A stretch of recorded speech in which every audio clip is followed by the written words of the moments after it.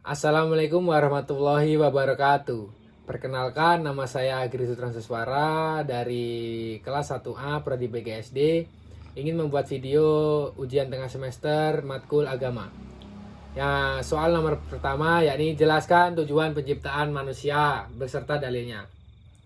Tujuannya diciptakannya manusia itu sudah tertera dalam Al-Quran dan hadis. Sebagaimana Al-Quran sebagai kitab suci umat Islam. Nah, yang pertama, tujuannya diciptakannya manusia yang pertama adalah untuk menyembah atau beribadah kepada Allah. Nah, manusia diciptakan untuk menyembah Allah dan mengabdikan dirinya kepadanya. Hal ini dijelaskan di dalam Al-Quran, Quran surat Az-Zariyat ayat 56 yang bunyinya wa ma khalaqul jinna wa insa illa liya'budun, yang artinya dan aku menciptakan manusia melainkan supaya mereka beribadah kepadaku. Nah, ibadah di sini tidak hanya mencakup ritual seperti sholat, puasa, termasuk bekerja, tetapi juga seperti pekerjaan, seperti bekerja, belajar, berbuat baik kepada sesama. Nah, yang selanjutnya tujuannya diciptakannya manusia. Yang kedua, menjadi khalifah di bumi. Manusia ini diciptakan untuk diberikan amanah untuk menjadi khalifah. Khalifah itu apa? Khalifah adalah pemimpin di muka bumi. Nah, tugas ini mencakup seperti memakmurkan bumi, menjaga keseimbangan alam, dan menjalankan hukum-hukum Allah. Nah, itu tertera dalam Quran surat Al-Baqarah ayat 30 yang artinya, ingatlah ketika Tuhanmu berfirman kepada malaikat, sesungguhnya aku hendak menjadikan seorang khalifah di bumi. Itu Quran surat Al-Baqarah ayat 30. Nah, sebagai khalifah, manusia memiliki tanggung jawab untuk menjaga alam dan menegakkan keadilan dan menciptakan kebaikan di dunia. Oke. Yang ketiga yakni diuji dengan kehidupan manusia di muka bumi ini merupakan sebagai ujian untuk mengukur kualitas dan keimanan mereka. Nah, itu tuh tertera dalam dalilnya yakni Quran surat Al-Mulk ayat 2 yang artinya yang menjadikan mati dan hidup supaya dia menguji diri kamu, siapa antara kamu dan aku yang lebih baik dalam dia adalah maha perkasa dan maha pengampun. Nah, ujian tersebut mencakup kenikmatan, kesulitan dengan segala aspek kehidupan untuk melihat sejauh mana kita bersyukur kepada Allah dan kita bersabar dalam keimanan.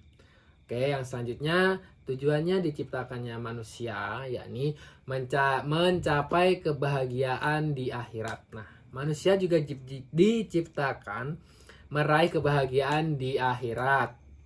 Dunia ini adalah tempat sementara bagi umat manusia untuk beribadah. Nah, ini dalam Allah berfirman dalam Quran surat Al-Ankabut ayat 64 yang artinya, dan tidaklah kehidupan di dunia ini melainkan permainan dan senda gurau belaka, dan sesungguhnya akhirat adalah tempat kehidupan yang kekal dan abadi dan kehidupan yang sebenarnya. Oke, yang selanjutnya soal selanjutnya soal nomor 2 dan soal nomor 1 tadi sudah selesai. Soal nomor 2 yakni bagaimana proses penciptaan manusia dari Nabi Adam dan Bani Adam. Nah, proses penciptaan Nabi Adam itu yang pertama Allah menciptakan melalui beberapa proses tahapan. Yang pertama dari tanah liat. Nah, Nabi Adam itu diciptakan dari tanah liat yang dipilih dan dipersiapkan secara khusus. Itu tuh tertuang dalam Quran surat Al-Hijr ayat 26 yang artinya, dan sesungguhnya kami menciptakan manusia dari tanah liat kering yang berasal dari lumpur hitam dan dibentuk sedemikian rupa. Nah, oke, proses yang kedua adalah proses pembentukan. Setelah tanah liat itu dibentuk menjadi tubuh manusia, ada tubuh Nabi Adam. Nah, tetapi dalam bentuk itu Nabi Adam belum diberi nyawa atau belum diberikan nyawa selama beberapa waktu. Nah, itu tuh ada dijelaskan dalam Al-Qur'an surat Al-Hijr ayat 28. Nah, yang artinya, ingatlah tubuhmu, Tuhanmu berfirman kepada malaikat, sesungguhnya aku menciptakan manusia dari tanah liat kering yang berasal dari lumpur hitam. Nah, proses yang ketiga yakni ditiupkannya ruh. Nah, yang tadi kan belum bernyawa, yang kemudian ditiupkan ruh. Ditiupkan ruh ini Allah meniupkan ruh kepada tubuh Nabi Adam dan ia pun menjadi makhluk hidup yang sempurna seperti kita sekarang ini. Nah, itu tuh dijelaskan dalam Quran surat Al-Hijr ayat 26 ayat 29 yang artinya, apabila aku telah menyempurnakan kejadiannya dan aku meniupkan ruh kepadamu, maka tunduklah kalian kepadanya dan bersujud. Nah, selanjutnya yang keempat, yakni prosesnya Nabi Adam itu dimuliakan di hadapan malaikat. Nah, setelah penciptaannya Nabi Adam itu dimuliakan dengan pengetahuannya menjadi khalifah di muka bumi, dan malaikat dan setan atau jin atau iblis itu tuh diperintahkan Allah untuk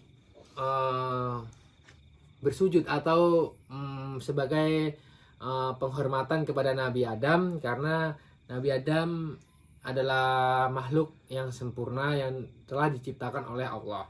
Tetapi dengan segala kesombongannya, iblis pun tidak mau tunduk kepada Nabi Adam, sehingga iblis pun tidak mau tunduk karena iblis itu sombong dan merasa dirinya lah yang paling sempurna.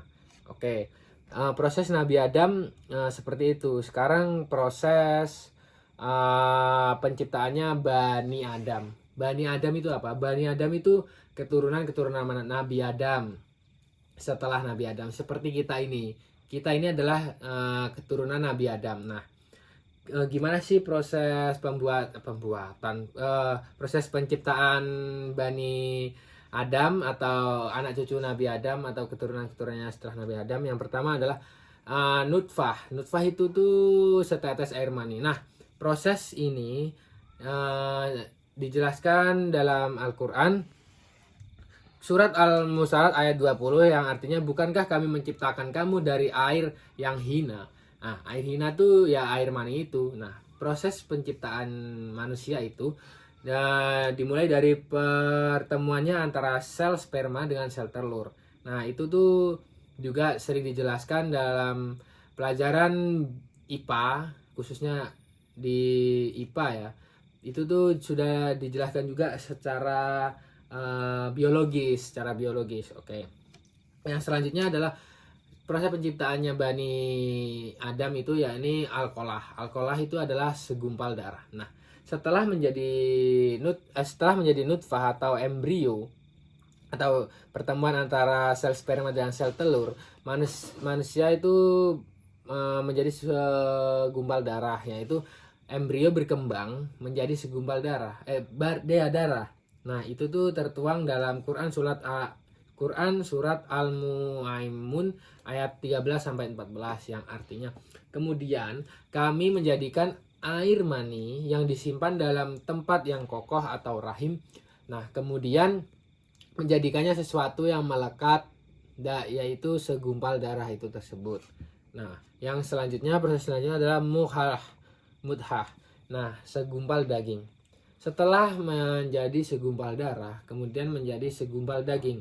Nah, itu tuh alkolak tadi berkembang dan menjadi mudhah, yaitu struktur seperti segumpal daging, seperti daging ini, daging. Nah, kemudian itu dijelaskan dalam Quran surat Al-Maimun ayat 14. Kemudian segumpal daging itu kami jadikan terulang belulang, lalu kami bungkus menjadi daging. Nah, itu. Nah, setelah itu ada terjadi itu adalah proses Bani Adam. Nah, kemudian ditiupkannya ruh itu. Setelah menjadi daging dari segumpal darah, dari setetes air mani, kemudian segumpal darah, kemudian menjadi daging dan diciptakannya tulang belulang juga. Manusia itu ditiupkan ruh. Nah, sebelumnya itu manusia belum bisa bergerak atau tidak ada ruhnya. Setelah itu ditiupkannya ruh. Setelah menjadi fisik yang sempurna, Allah meniupkan ruh kepada jasad atau bayi tersebut. Nah, proses ditiupkannya ruh ke dalam kandungan, ke dalam rahim ibu itu tuh di umur 3 atau 4 bulan, sehingga manusia atau janin tersebut menjadi hidup. Nah, itu tuh juga dijelaskan dalam Quran surat Al-Sajdah yang artinya kemudian dia menyempurnakan dan meniupnya ke dalam tubuh atau kepada ruh. Nah, oke. Nah, itulah proses Bani Adam. Oke, selanjutnya kita ke soal nomor 3, yaitu uraikan dan contoh perdebatan dari otak dan hati dan bagaimana Anda menyikapinya. Nah, perdebatan otak dan hati atau emosi. Otak itu logika, hati itu emosi dan hati nurani atau nurani. Nah, itu tuh sering terjadi dalam pengambilan keputusan. Nah, otak biasanya tuh berfokus kepada hal-hal yang rasional, fakta. Kemudian kalau hati itu condong ke perasaan. Hati. Nah, itu perasaan. Itu tuh. Nah, dan ini berikut ada contoh kasus atau cara saya menghadapi perbedaan tersebut. Nah, yang pertama yakni seperti ada tawaran gaji tinggi tetapi lokasinya jauh orang tua. Seperti otak tuh begini, gaji tinggi akan memberikan finansial, karir akan adalah peluang besar untuk masa depan, tetapi hati nurani atau hati ini emosi itu seperti kehilangan waktu kepada keluarga, jarak tempuh yang jauh dari orang-orang yang tercinta. Nah, itu tuh berbenturan antara pemikiran otak dan hati. Nah, itu seringkali terjadi di perdebatan itulah, kayak perdebatan kayak aku mau jadi nggak ya ngambil pekerjaan ini, gajinya besar tapi kok jaraknya jauh dari rumah, jadi aku nggak bisa ada waktu untuk keluarga, ini nih bla bla bla segala macam. Nah, itu menjadi perdebatan terus sampai bingung lah mau ngambil keputusan apa. Nah, tapi ada beberapa solusi atau beberapa langkah-langkah untuk menjadi keseimbangan antara pemikiran otak dan pemikiran hati. Yang pertama yakni yang paling penting itu adalah evaluasi diri. Evaluasi diri ini seperti membuat daftar kelebihan dan setiap kekurangannya di setiap pilihan, terus pertimbangan secara fakta, objektif, pengaruh keuangan, karir, dan segala macam dari contoh tersebut. Nah, yang kedua, dengarkan hati. Dengarkan hati itu maksudnya adalah tanyakan kepada diri sendiri, bagaimana, apakah ini benar-benar bisa membuat saya bahagia setelah mengambil pekerjaan tersebut atau gimana. Itu tuh kita renungkan dalam hati. Oke, yang selanjutnya adalah kombinasi keduanya. Itu tuh kita yang pertama yakni kita juga evaluasi diri. Nah, kemudian kita dengarkan kata hati juga. Nah, itu kita seimbangkan. Bagaimana caranya? Caranya yang mungkin kita bisa mencari pekerjaan tersebut dalam jangka waktu yang tertentu lah, seperti mencari dulu dan mengunjungi keluarga, mencari beberapa pendapat itu dan sebagainya. Nah, yang selanjutnya itu ikhtiar. Dalam Islam kan sholat itu adalah salah satu contoh ikhtiar untuk cepat mendapatkan petunjuk dari Allah. Nah, itu tuh kita bisa juga konsultasi kepada orang-orang terpercaya seperti keluarga, teman dekat, suami atau istri dan selain sebagainya. Nah, kemudian yang solusi selanjutnya adalah tegas dalam mengambil keputusan. Kayak misalnya, oh ya aku jadi ngambil, ya udah, ya urusan hati kita hilangkan terlebih dahulu. Nanti lama-lama kita juga bisa berangsur-angsur menerima semuanya gitu. Oke. Selanjutnya ini adalah soal nomor 4 yang soalnya adalah sebutkan sumber-sumber Islam dan berikan contohnya. Nah, udah pasti sumber-sumber dari segala ilmu yang ada di dalam Islam itu tuh tertera dalam Al-Qur'an yang pertama. Karena Al-Qur'an adalah kitab suci umat manusia, atau lebih tepatnya umat Islam. Nah, itu tuh yang pertama ya, jelas sumbernya dari Al-Qur'an. Al-Qur'an itu adalah kitab suci umat Islam merupakan kitab Allah. Nah, itu yang diturunkan kepada Nabi Muhammad melalui malaikat Jibril sambil tujuannya untuk memberikan petunjuk hidup kepada umat manusia. Nah, contoh-contoh yang dapat diambil dari Al-Qur'an ya seperti perintah sholat, perintah seperti dilarangnya riba, dilarangnya berbuat jahat, sombong, segala macam. Nah, oke, yang selanjutnya ya sumber-sumbernya yang pasti adalah dari hadis. Nah, hadis-hadis ini juga ada di dalam Al-Qur'an. Hadis-hadis itu terdapat di dalam Al-Qur'an. Nah, itu tuh seperti hadis itu tuh apa? Hadis itu tuh seperti perkataan, perbuatan, dan persetujuan Nabi Muhammad yang menjadi pedoman kedua setelah Al-Qur'an. Contohnya seperti perintah tata cara sholat, perintah menjaga kebersihan, dan lain sebagainya. Oke, sumber yang ketiga adalah ijma. Ijma itu tuh perkataan para ulama dalam satu generasi untuk menilai suatu hukum syariat dan tidak secara eksplisit atau tidak secara terang-terangan dijelaskan di dalam Al-Qur'an, seperti hukum zakat fitrah itu tuh menggunakan makanan pokok. Nah, itu tuh tidak ada tertera di dalam Al-Qur'an secara rinci gitu, secara garis besarnya. Makanya diambillah kesepakatan para ulama untuk membayarkan zakat menggunakan makanan pokok. Yang keempat, sumber-sumbernya yaitu kias. Kias itu analogi hukum dari suatu perkara yang tidak ada dalilnya atau secara merinci eksplisitnya, dan membandingkan perkara serupa itu yang ada di dalam Al-Qur'an. Contohnya seperti larangan narkoba. Kenapa gitu? Karena Allah juga berfirman dalam surat Al-Maidah ayat 90 itu tuh, wahai orang-orang beriman, sesungguhnya khamar atau minuman keras itu tidak baik atau tidak perbuatan yang tidak baik atau perbuatan keji. Nah, narkoba kenapa diambil kesimpulan bisa masuk ke dalam hadis itu? Karena narkoba juga bisa membuat orang hilang akal, makanya diharamkanlah, kesepakatan antara ulama tersebut. Oke. Selanjutnya soal nomor 5 ya, ini uraikan bagaimana pendapat Anda memahami dua kalimat syahadat. Nah, dua kalimat syahadat. Ya, syahadat yang pertama, lafaz syahadat itu adalah syahadat tauhid.